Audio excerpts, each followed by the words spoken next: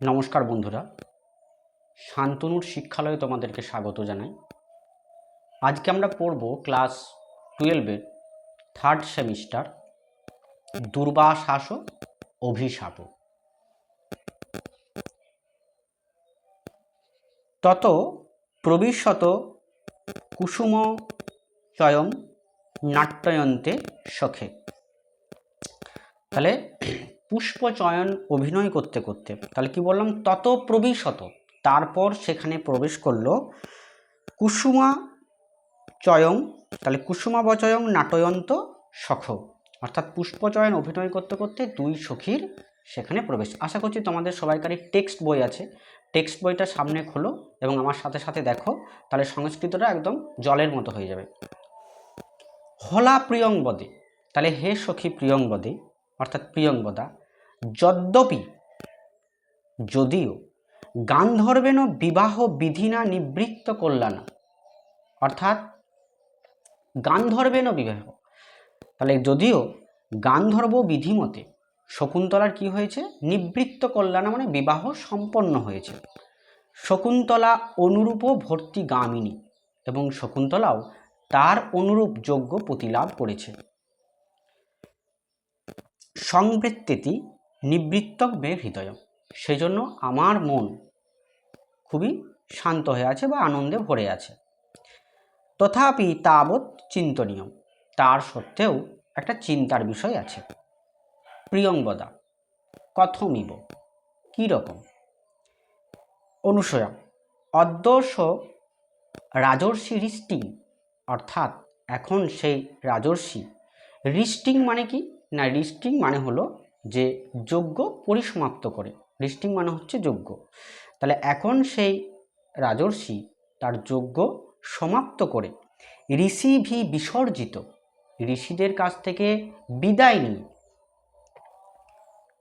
আত্মনো নগরং প্রবিশান্ত অন্তপুর সমাগত, তাহলে সে এখন কি করেছে, তার যজ্ঞ পরিসমাপ্ত করে ঋষিদের কাছ থেকে বিদায় নিয়ে সে তার নিজের অন্তপুর সমাগত বলতে নিজের অন্তপুরিকাদের সঙ্গে যেয়ে, নিজের রাজ্যে অন্তপুরিকাদের সঙ্গে যেয়ে তিনি মিলিত হয়েছেন। ইতগতম বৃত্তান্তং স্মরতি বান ব্যক্তি, তাহলে এইখানের যে ঘটনা তিনি সেটা মনে রাখবেন কি রাখবেন না। প্রিয়ংবদা বিশ্রব্দা ভব, তুমি আশ্বস্ত হও। কেন না, নহি তাদৃশ্যা আকৃতি বিশেষা গুণ বিরোধীন ভবন্তি, তার মতো সুন্দর চেহারার মানুষরা কখনোই গুণের বিরোধিতা করেন না। কিন্তু তা তো ইদানীমিমং বৃত্তান্তং শ্রুত্বা ন জানে কিং প্রতিপৎসতে ইতি, কিন্তু তা তো কর্ণ এই বৃত্তান্ত শুনে না জানি তিনি কি ভাববেন বা করবেন। অনুসুহা যথা অহং পশ্যামি, যতদূর আমি জানি বা যতদূর আমি তাকে দেখেছি, তথা তথা অনুমতং ভবেৎ, অর্থাৎ তস্যা অনুমতং ভবেৎ, অর্থাৎ তার কিন্তু এটাতে অনুমতি থাকবে। প্রিয়ংবদা কথমিব, অর্থাৎ কি রকম বা কেনই বা তার এই বিয়েতে মত থাকবে। অনুসয়া গুণবতে কন্যাকা প্রতিপাদনীয় অন্যয়ম তাবৎ তাতস্য প্রথম সংকল্প, তাহলে গুণবতে কন্যাকা অর্থাৎ গুণবতী কন্যার এরকম যোগ্য প্রতিলাভ করাই ছিল তার একমাত্র প্রথম ইচ্ছা।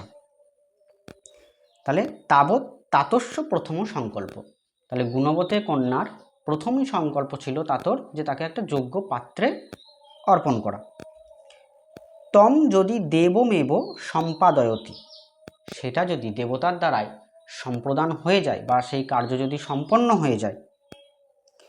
ননুব প্রয়াসেন, অর্থাৎ কোনো প্রয়াস ছাড়াই, কোনো চেষ্টা ছাড়াই, কৃতার্থম গুরুজন, তাহলে গুরুজনরা কৃতার্থ হন। তাহলে সেই চেষ্টা যদি দেবতাদের দ্বারা হয়ে থাকে তাহলে গুরুজনরা কি হয়ে থাকেন না, গুরুজনরা কৃতার্থ হয়ে থাকেন।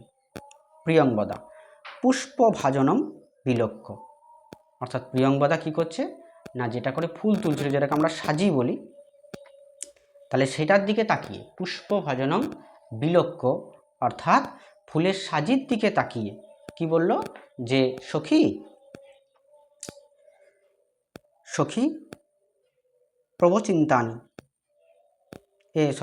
এব চিতানি তা বলি কর্ম পর্যাপ্তানি কুসুমানি। তাহলে পুষ্পভাজনং বিলোক্য দেখে সখী অবচিতানি বলি কর্ম পর্যাপ্তানি কুসুমানি। তাহলে কি হলো যে পূজার জন্য আমাদের যথেষ্ট ফুল কিন্তু তোলা হয়েছে। অনুসয়া ননু প্রিয় সখা, ননু প্রিয় সখা, ননু মানে কি এখানে বলছে ওরে, ননু শব্দ অর্থ হচ্ছে ওরে, ওরে প্রিয় সখী যে শকুন্তলায়া সৌভাগ্য দেবতা অর্চনীয়।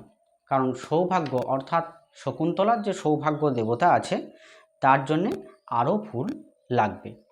প্রিয়ঙ্গদা যুজ্যতে, প্রিয়ঙ্গদা যুজ্যতে, হ্যাঁ তা বটে।